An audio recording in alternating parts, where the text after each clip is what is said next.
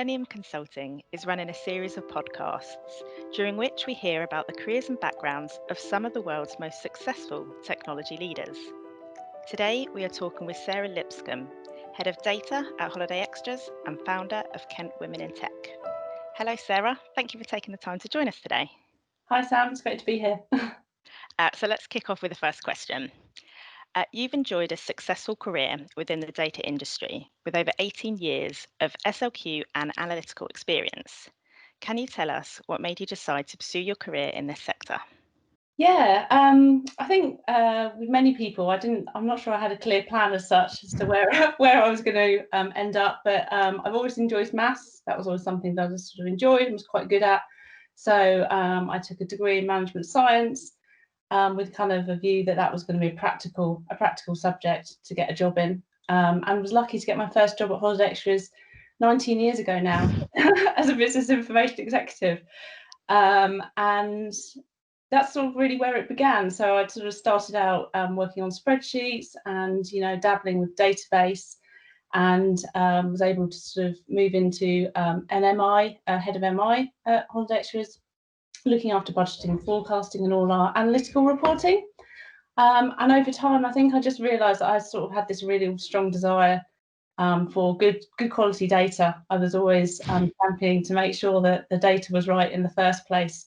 And I think that's where it's really sort of led me to sort of lead the data team, because data quality and data literacy is so important across the business, and they can really make a difference, I think, to how a business can perform if they're in place. So yeah, so that I think that's sort of how I've ended up where I am. And what personal qualities do you possess that have enabled you to be successful working within the technology industry? I think you need to be have a healthy dose of skepticism in data, as well as sort of being quite curious. So I think you always have to be looking at the data with an eye on why things are happening, not accepting them on face value, sort of working out why it might look like that is. And I think that goes for whether something's performing well or if it's not. I think there's always asking why is that happening? What's driven that result? Do we really understand it? And that goes for data that's presented from somebody else or even data that I've run myself. So I won't I won't necessarily trust my own data either. I always like to make sure that I can validate it and I understand why something's happened. So I think that's sort of something that I guess is me, about sort of, problem solving and investigating why. But I think as you sort of move through your career, you need to pick up some other kind of personal qualities along the way. And I think resilience is one of those, especially sort of working with stakeholders and sort of the business, and kind of getting that balance between delivering quickly, which is obviously what the business is always going to want, alongside delivering those sort of scalable data products, which is what really sort of help the business move quicker in the long term. And I sort of also think that I sort of have quite a lot of kind of need to work on influencing skills, again, to kind of help the business understand why we want to sort of drive best practice, and sort of see that sometimes adding a little bit of extra time up front is going to save a lot of time in the long run. So kind of helping the stakeholders understand that and sort of buy into that. Great answer, thank you. And is there anything you'd wish you'd known when you first began your career? I don't think there's anything so much I wish I'd known, because I think data is so fast paced. Things are changing all the time. So I think there's always new tech coming out. There's always something new out there. So I think you're never going to know everything at the beginning. But I think if I was sort of going to go back and talk to my younger self, I think I'd tell her to be a little bit braver and to worry a little bit less. Because, I think most of the time you think, what's the worst that's going to happen? It's not going to be that bad. So I just go for it. A question I ask all my guests, what are the main challenges you currently face at your company? The travel industry has taken a devastating hit this year. Would you be able to share with us how things are at Holiday Extras currently? Yeah, obviously you can't escape that Holiday Extras is in the travel industry, and as you said, it's had such a catastrophic impact on the area we work in. And so right now we've sort of really having to be so focused on the priorities, really sort of making sure that we're working on the absolutely most important areas of the business, things that are going to make a difference right now, because we need to sort of make sure that we're getting every booking, we're making sure that we're responding to our customers in the best possible way. So for us, that means that we're sort of working with our teams on really tactical areas to make sure that they've got the data they need right now, and to make it as quick as possible for them to do that. But we also sort of trying to take this opportunity to kind of make sure that as we're doing it, we're not building up too much tech debt, so that as we come through the other side and sort of make the recovery, that actually we're able to iterate quickly and move quickly then too. But I guess thinking about it, sort of one of the sort of opportunities that come out of this is that sort of we're working in much smaller teams and working kind of more cross-functional. So the data scientists and data engineers are really embedded in the teams across the business, and that gives a lot of opportunity actually, because it means they're really close to what the teams and the business is trying to achieve, and they can really understand the problems in a much deeper way, and it means they can sort of build data products or models that are really, really well connected to what the business needs. So I think with all these things, with challenges, I think there's always opportunities you can find out of it as well. And we've actually been able to see a lot of positives in terms of the way we've been working and the way we've been able to iterate and be much more agile and lean in our processes. So it's there's lots of good things that have come out of it in a working sense as well. What advice would you give someone starting their career within the technology industry? Okay, I think it's to embrace any opportunity that comes your way that you might be presented with, and to sort of also make maximum use of all the online resources that are available. I think it's sort of amazing, sort of what is available online at the moment. You can pretty much teach yourself any tech, anything you want basically online, and you can really sort of shape your learning really easily. So I think that's amazing, and I think to sort of embrace that would be sort of one area. But also something that I've sort of been working on myself in the last few years is sort of expanding a sort of an external network, and I think that I sort of see that, especially where I've been in the same company for a long time. I think you don't have the same chance to sort of perhaps create those as you sort of move along. So you sort of maybe have to be a little bit more deliberate about it. For me, I kind of see a real benefit in terms of getting out there and meeting other people, meeting peers in your space, and kind of understanding how other people are approaching things and how they're solving problems. And it's sort of being connected with people in the same field has so many advantages for everybody, really, for yourself and people you're connected with, and also the business. So yeah, sort of like I think the networking and connecting side is really important. What are the key skills and personal qualities you look for when hiring staff? Yeah, so when I'm recruiting, I'm looking actually a lot less about the specific technical skills that people have, and much more about how they're going to apply themselves and solve a problem. So we've sort of previously found it very hard to recruit sort of data engineers into the company, and especially with the kind of the tech stack, the specific tech stack that we're using. So you have to sort of look a bit more sort of holistically at the person and sort of really understand and make sure that they've got the right attitude to solving a problem. Because I think if they've got a good level of tech skills, it probably doesn't matter so much what those are. That they'll be able to pick up whatever we're using, but it's about how they work with the business, how they approach solving problems, how they handle themselves that way.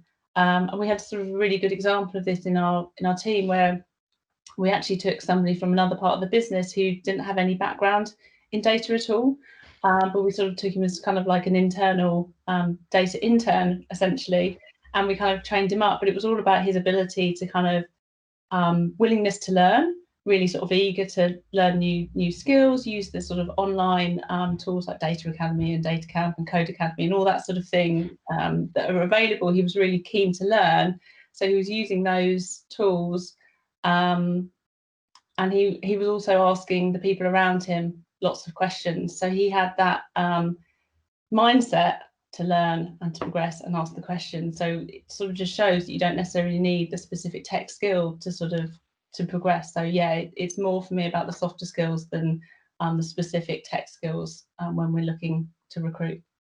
What do you think will be the key employment challenges faced by the next generation of employee? So I think we can see right now where there's obviously a lot less jobs, and there's the same amount of people, and obviously people still going to university and sort of coming through. So I see that the job market is going to be really competitive for quite some time. And, as I said earlier, the barriers to tech are a lot lower. So anyone can be learning these skills online these days. You don't necessarily need to go to university to get the skills you need to do, a lot of the data roles. So I think it's going to be, how do you make sure that you stand out? How do you make sure that an employer is going to want to pick you over all the other applicants that are going for the same job? So I think that's going to be sort of quite a big challenge. But I think one of the things, the sort of positives out of this is that actually, as we see this switch to remote working, that actually opens up for the employer and the employee, because there's not that geographical barrier so much anymore. It doesn't matter so much where that job is based. So I think that has big benefits to the employer, because they can make sure they've got the best possible person for the role, and not just somebody who is 10 miles down the road. But also, as an employee, again, it means you can work for the best company. You don't need to worry necessarily about the commute quite so much, and you can make sure that you're working for a company you really, really want to work for. So I think there's always positives and opportunities that come out of this, and I think remote working is going to be one of those things that I think will really open up the market as well. You are the founder of Kent Women in Tech. Could you give our listeners an overview on why you started and what is it you do? Yeah, well, it all came about because I was starting to, as I said earlier, trying to sort of get out and network more. And what I realised is that a lot of conferences especially tech conferences, are very male dominated, which makes sense when I think about 15% of people in data are women. Obviously, it would make sense that conferences are that way weighted as well. Yeah. But for me, it wasn't necessarily, I wasn't getting the most out of them. I could, sometimes that can be a little bit intimidating depending on what sort of conference it is. So I sort of found the Women in Data conference, and it was quite eye-opening, really. I sort of turned up to this conference and was quite astounded by how many women there were in data. And it was amazing to sort of be able to make those connections with people. So I attended a few of those meetups, and then sort of realised that they're really great, and I was getting a lot out of them, but they're in London, and being based in Kent, it's quite a lot to sort of get up to London for 6 o'clock in the evening, and it can make for a very long day.